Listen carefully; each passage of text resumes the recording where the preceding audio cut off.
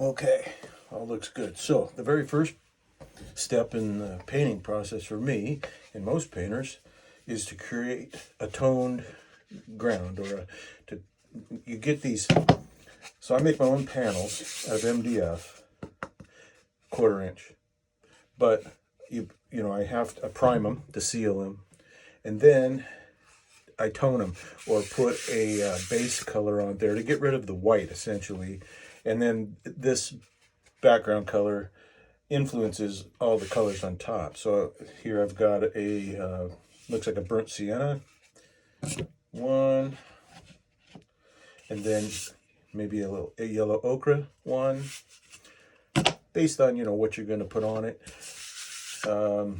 This one I think I did blue, and then this is the next step, which is a block in, which just means, okay, I know this is going to be a poppy field and a blue sky with some clouds maybe, so go ahead and put this down quickly in acrylic, so it dries faster than oil, and then the next day you can start to put your oil on top. This particular piece that I'm doing now, I have the reference picture here. It's a sea otter. Excuse me. Real cute little guy.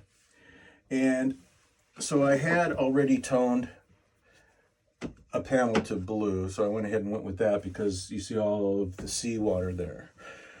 I see green, and particularly, in the Pacific Northwest, we have more of a green tinge to our water than, say, aqua blue, Caribbean blue, so cobalt blue. I'm going to show you my palette.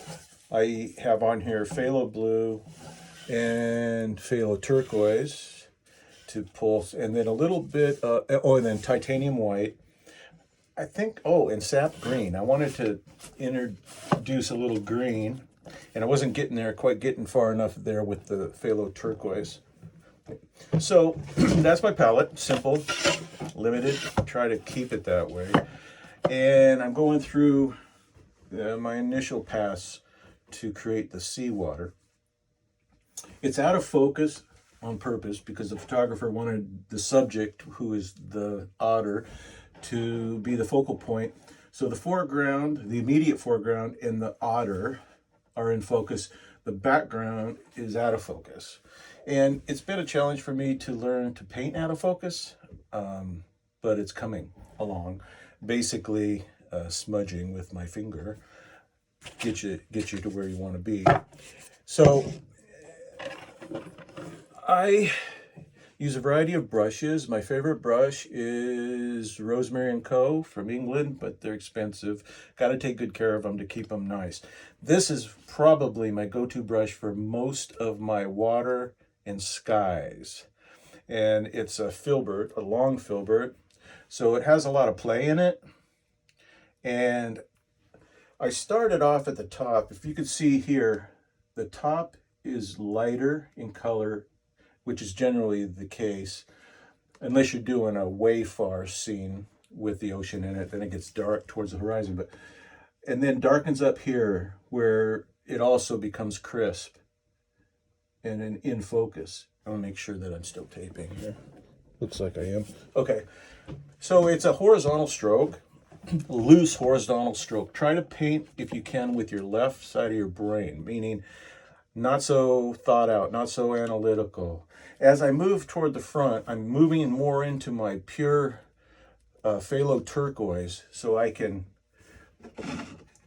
then I'll come back with the highlights. But right now I'm just creating, whimsy kind of movement, like water.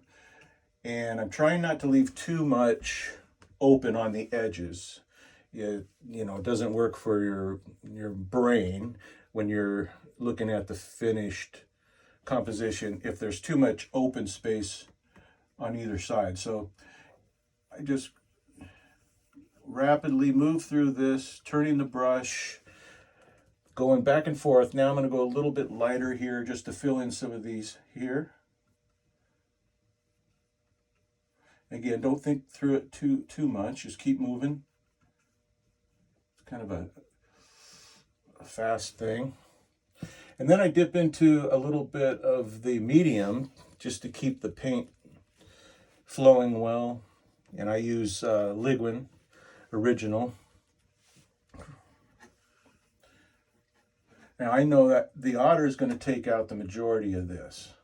So I'm really kind of cruising through that part. But then when I get to the edges there, see, in the front now from here down, I'm going to have some real dark spots and so a lot more contrast between the dark and the light. I'm going to dig deeper now into my phthalo turquoise.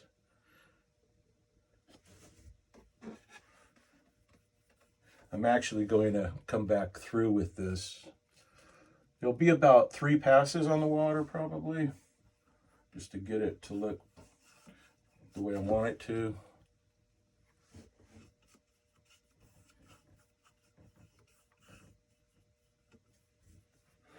See, now I'm overthinking it a little bit, but I'll get over it. Excuse me. Okay, leaving a little bit there. None there.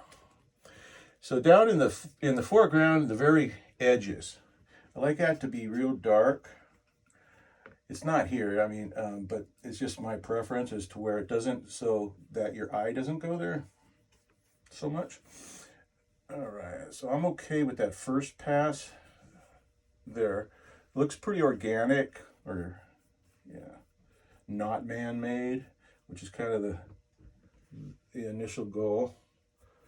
I know I have very few highlights, but you know, that comes on the next pass. This is more of the darks. I want to merge now some of this midground and foreground together.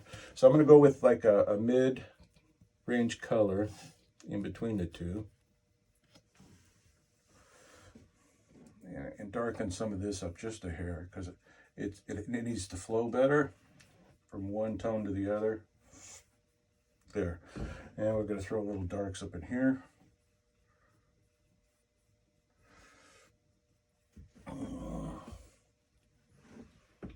Okay, that's good for the first pass.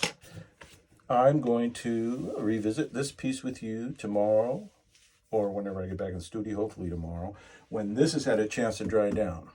All right, peace. I hope you're creating something cool in your world.